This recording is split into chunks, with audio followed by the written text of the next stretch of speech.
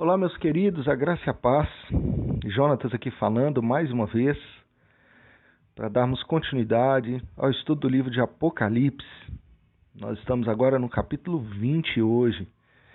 Neste fim de semana já estamos quase findando, o livro de Apocalipse, e eu te convido a findar esse tempo conosco, esses 3 últimos capítulos aí que encerram toda essa história maravilhosa, e digna de glória a Deus.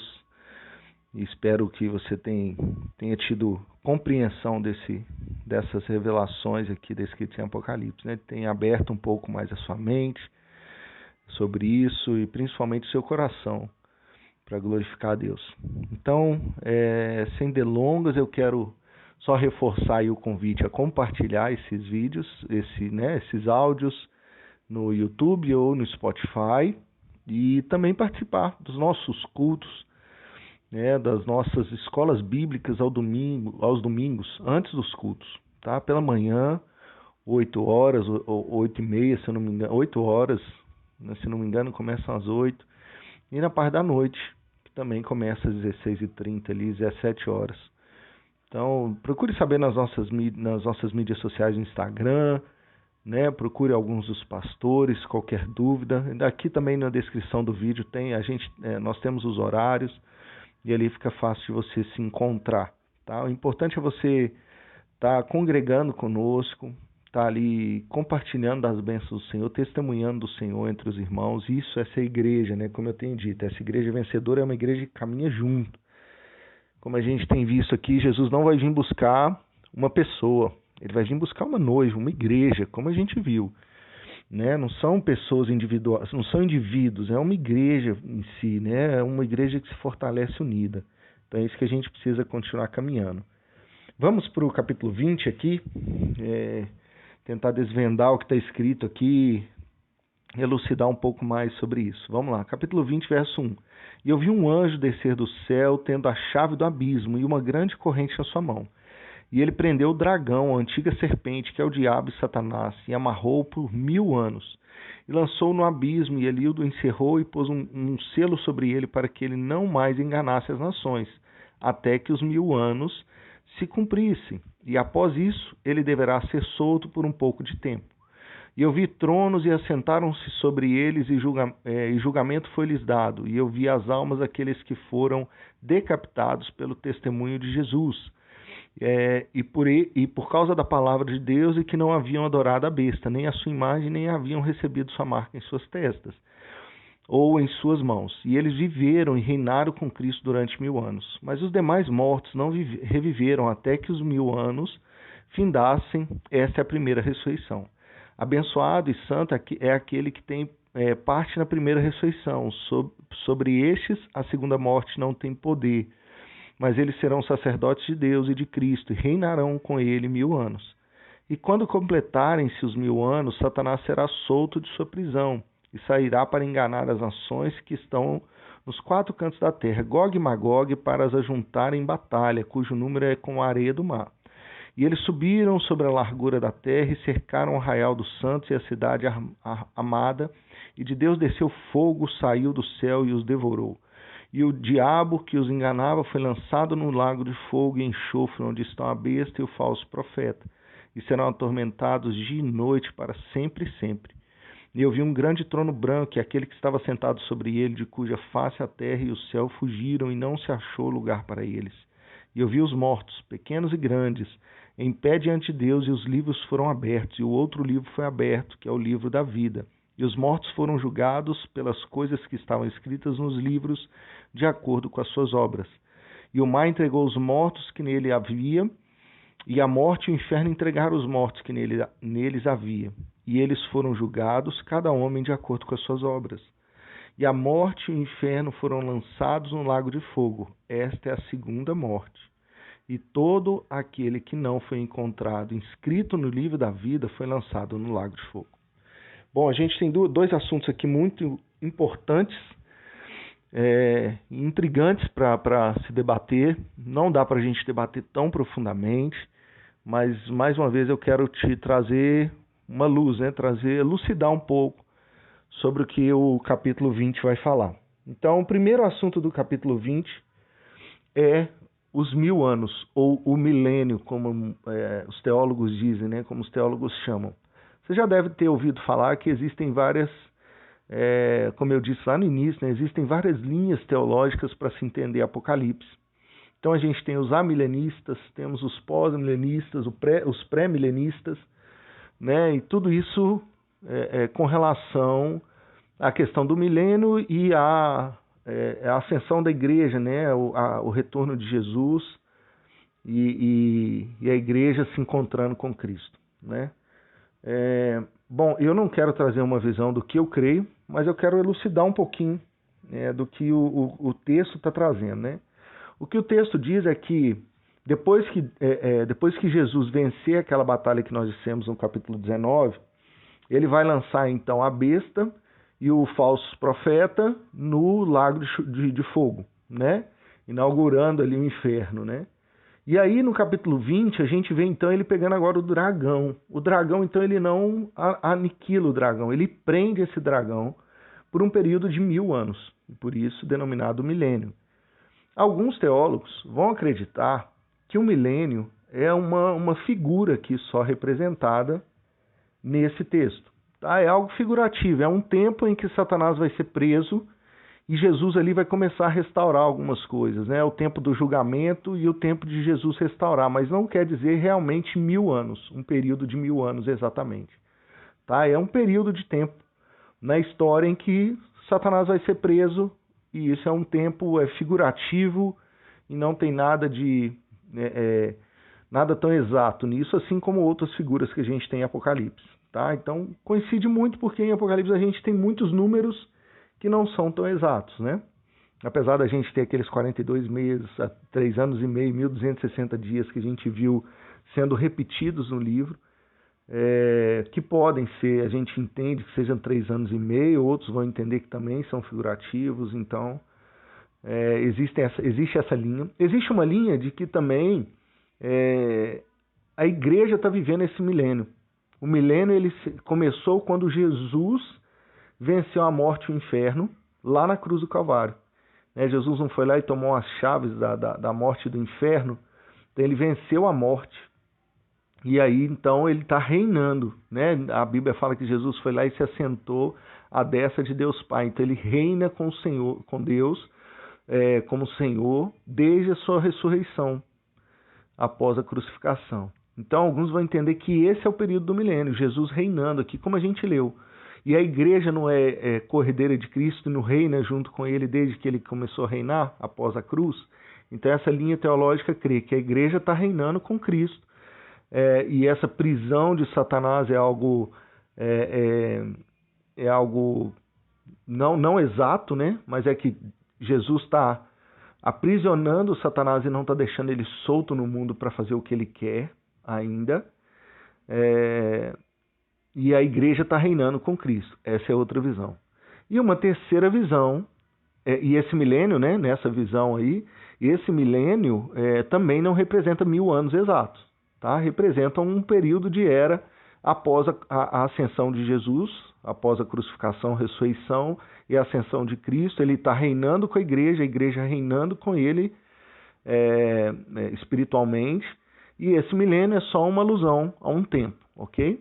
E existe uma terceira linha teológica, que é a linha que crê que esse acontecimento é meio que cronológico, como a gente tem visto algumas sessões do Apocalipse. Então a gente entra agora numa sessão para essa linha teológica, uma sessão cronológica de que após aquela batalha com a besta, o anticristo e o falso profeta e todos aqueles povos aglomerados ali, agora Cristo vai prender Satanás por um período de 1000 anos. Para quê? Para restaurar a terra. Depois de toda aquela destruição que a gente teve, com 7 selos, com as 7 trombetas e as sete taças da ira de Deus, que destruiu toda vida na terra praticamente, né? Destruiu as aves, destruiu os peixes, destruiu as matas, destruiu tudo, né? Ou quase tudo, boa parte daquilo.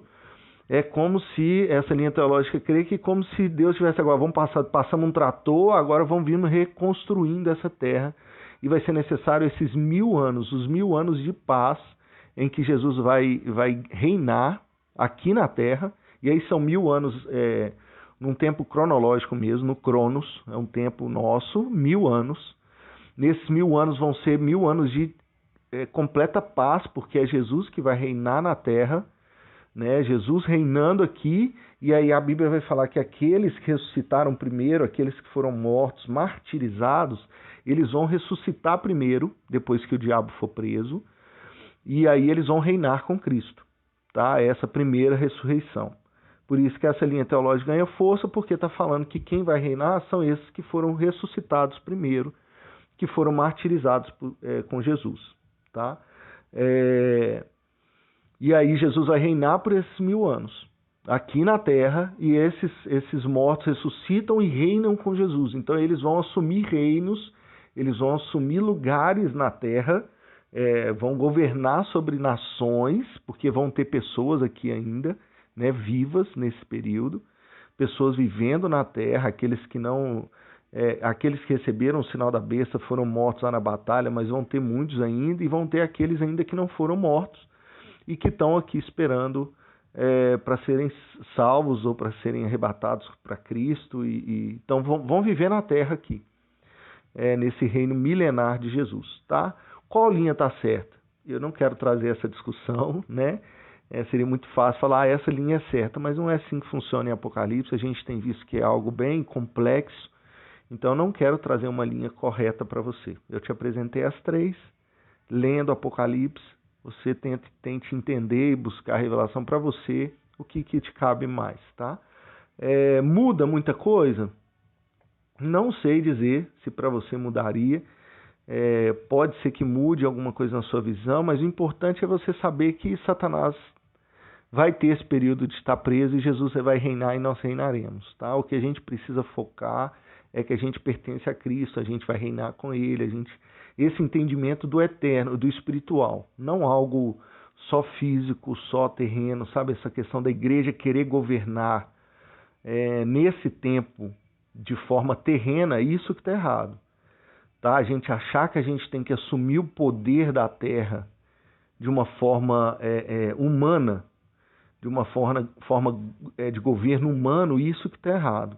O que a gente precisa focar é que a igreja vai reinar com Cristo nos ares celestiais, de forma espiritual, seja no milênio agora, seja de forma figurativa, seja no milênio que é realmente 1000 anos lá na frente.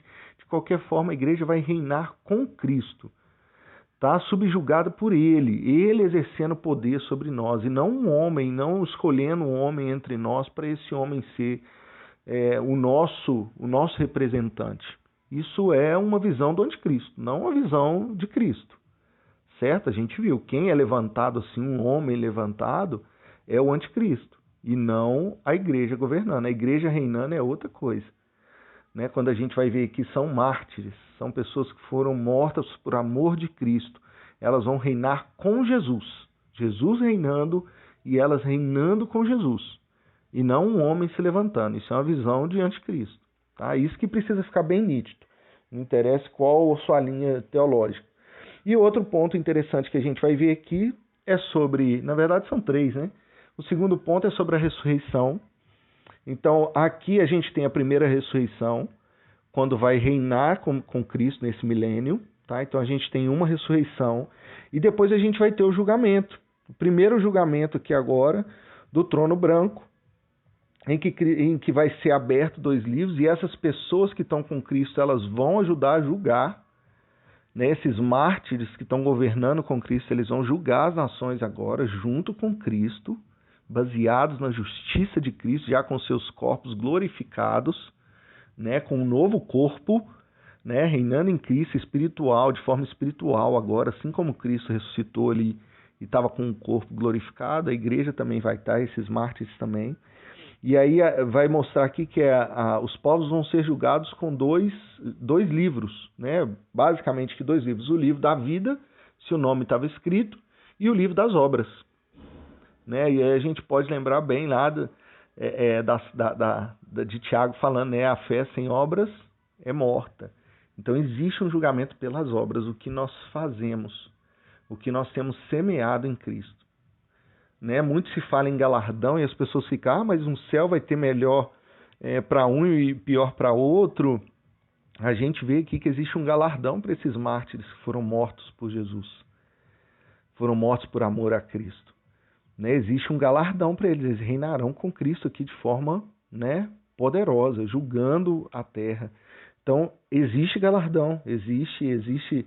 Eu, quando falo disso, eu costumo dizer, né, para alguns irmãos, falando, meu irmão, você quer receber a mesma coisa que Paulo recebeu? Ou que João recebeu? Sabe? Para nós aqui da igreja ocidental, aqui da América, é muito, muito mais fácil nós vivermos o evangelho, servirmos.